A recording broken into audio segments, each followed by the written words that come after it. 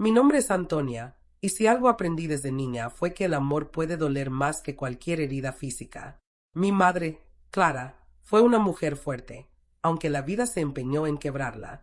Viuda desde que yo tenía 8 años, cargó con el peso de un matrimonio que nunca le dio paz.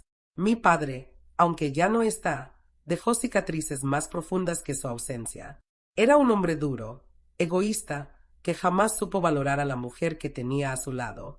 Ella vivió años de privaciones, de silencios forzados, de sueños aplastados por la rutina y el miedo. Crecí observando su lucha silenciosa, su manera de esconder las lágrimas detrás de una sonrisa para que yo no notara el dolor. Pero lo noté, lo absorbí, y me prometí que jamás permitiría que alguien me hiciera sentir pequeña. Cuando cumplí 20 años, decidí que mi vida sería distinta. Estudié, trabajé, construí mi propio negocio desde cero. Hoy, tengo lo que muchos llamarían éxito: una casa propia, estabilidad económica y, sobre todo, libertad. Pero más allá de todo eso, mi mayor orgullo es poder cuidar de mi madre.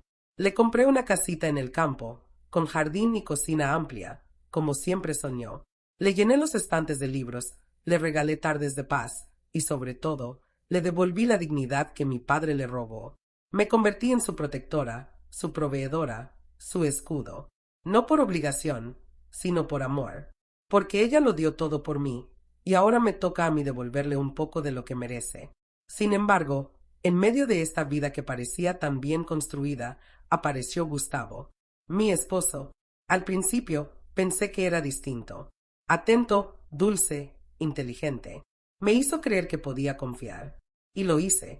Pero como pronto descubriría, incluso la mujer más fuerte puede ser engañada, aunque no por mucho tiempo. Nunca fui la chica de las fiestas. Mientras otras adolescentes soñaban con vestidos brillantes y noches de baile, yo soñaba con independencia, con estabilidad, con no depender jamás de nadie. Mi carácter siempre fue serio, reservado. Algunos lo llamaban frialdad, otros simplemente decían que era difícil de leer. La verdad es que me costaba confiar, me costaba abrirme, tal vez por lo que viví en casa, tal vez por lo que vi en los ojos de mi madre durante tantos años. Desde joven supe que mi camino sería distinto. Me refugié en los libros, en los números, en el orden que me ofrecía el mundo académico. Estudié finanzas con una obsesión casi quirúrgica. Me gradué con honores y a los 26 años ya tenía un título de ingeniería, una reputación impecable en mi campo y algo que pocos de mi edad podían presumir: ahorros considerables. No para lujos, sino para invertir. Compré mi primer departamento a los 24, luego otro y otro. Poco a poco fui construyendo un pequeño imperio de ladrillos y contratos de renta. Cada adquisición era una victoria silenciosa. Cada firma, una prueba de que podía sola. Fue en uno de esos trámites que conocí a Gustavo Pimentel. Recuerdo que llevaba una camisa blanca algo arrugada y un portafolio que parecía más grande que él. Delgado, de pelo negro lacio, con una expresión que oscilaba entre la timidez y la necesidad. No era el tipo de hombre que llamaría la atención en una sala llena, pero había algo en su forma de hablar, en su tono pausado, que me hizo escucharlo. Se presentó como asesor inmobiliario, aunque su aspecto no coincidía con el de los tiburones del sector. Me pareció vulnerable, y eso, curiosamente, me hizo bajar la guardia. No fue amor a primera vista. Yo no creo en eso, pero sí fue el inicio de algo que, en su momento, parecía una coincidencia afortunada. Lo que no sabía era que detrás de esa fachada frágil se escondía una ambición que no tardaría en revelarse. Antonia se sentó frente a su computadora portátil, con una taza de té de manzanilla aún humeante a su lado. El sol entraba por los ventanales de su oficina, proyectando sombras suaves sobre el escritorio de madera oscura. Revisaba sus estados financieros como lo hacía cada semana, metódicamente, sin distracciones. Pero esa vez algo no cuadraba. Un movimiento bancario que no reconocía. Luego otro, y otro más. Al principio pensó que era un error contable, una duplicación, tal vez una transferencia automática mal programada. Pero al abrir los detalles, su corazón dio un vuelco. Eran pagos a cuentas que no estaban registradas en sus operaciones. Montos altos, frecuentes, y todos autorizados desde su perfil empresarial. Su respiración se volvió más lenta, más pesada. Revisó los accesos. Gustavo.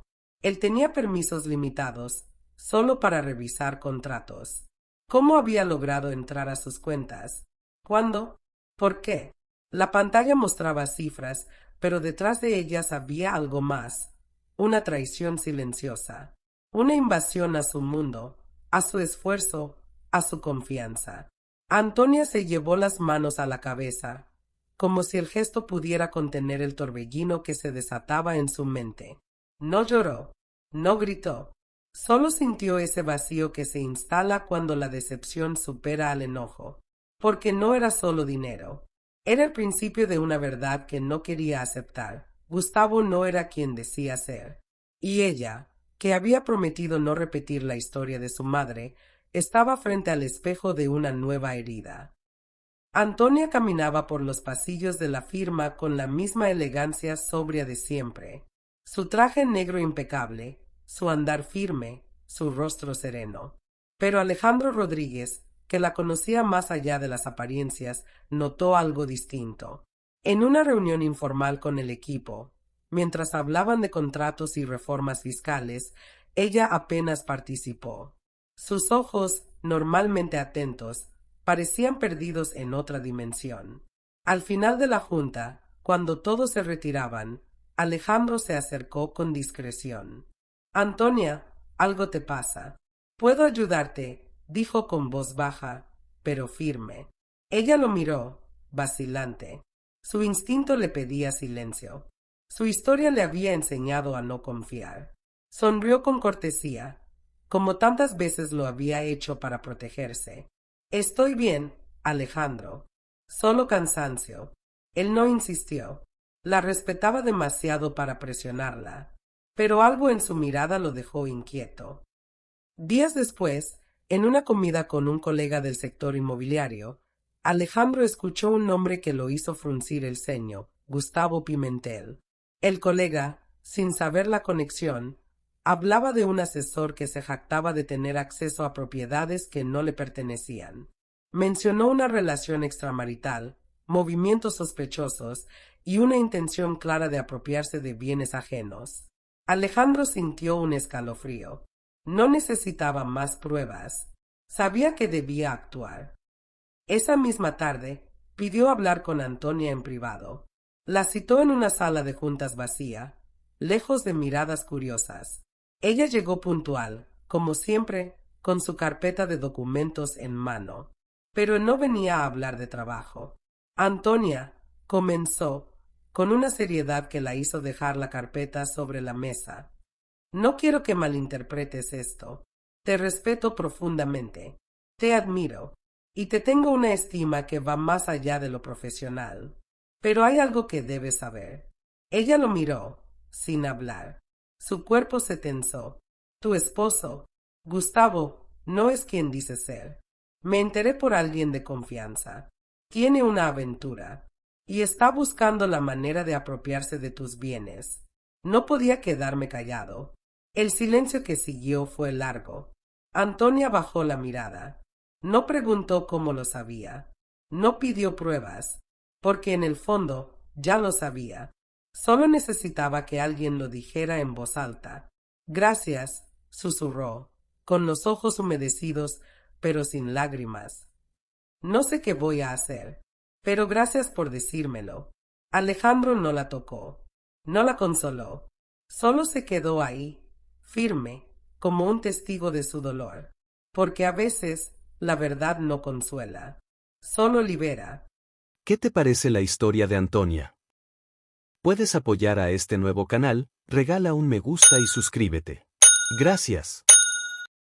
La casa se había vuelto un museo del silencio. Antonio y Gustavo compartían espacios, pero no palabras. Él salía temprano, con la misma excusa de siempre, algunas asesorías a empresas, a hacer algunas compras, etc. Ella lo observaba sin decir nada, con esa mirada que ya no buscaba respuestas, sino pruebas. En su oficina, rodeada de papeles, contratos y pantallas, Antonia se sumergía en números como quien busca oxígeno. Cada cifra era una pista, cada movimiento bancario, una confesión sin palabras. Los desfalcos continuaban, sutiles pero constantes, y con cada descubrimiento, algo dentro de ella se endurecía. Pero no era solo el fraude lo que la hería, era la traición, la mentira, el abuso de confianza, y en medio de ese torbellino, una frase volvía a su mente como un susurro persistente. Te tengo una estima que va más allá de lo profesional. Alejandro lo había dicho con sinceridad, con respeto, y aunque ella intentaba desechar el pensamiento, su corazón latía con fuerza cada vez que lo recordaba. Una tarde, sin previo aviso, lo buscó. Alejandro, dijo al entrar en su oficina, con la voz firme pero los ojos cargados de decisión. Estoy lista. No voy a permitir que me arrebaten lo que construí. Quiero defenderme. Quiero defender lo mío. Él la miró con esa profundidad que parecía atravesar las palabras. No preguntó más. Solo asintió. Entonces vamos a hacerlo bien. Con la ayuda del equipo legal de la empresa, comenzaron a diseñar un plan meticuloso.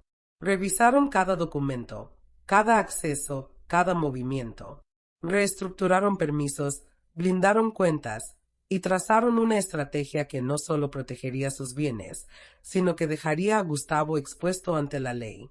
Antonia quería que él supiera quién era ella, que entendiera que detrás de su silencio había una mujer que no se doblegaba, que no se dejaba pisotear, que no repetiría la historia de su madre. Y mientras el plan avanzaba, mientras las piezas se acomodaban, ella volvía a respirar. No por la victoria que se avecinaba, sino por la certeza de que, esta vez, no estaba sola. Gustavo creía tener todo bajo control. Había estudiado los movimientos de Antonia, sus rutinas, sus accesos. Sabía qué propiedades estaban a su nombre, cuáles estaban en proceso de escrituración y cuáles aún no figuraban en registros públicos.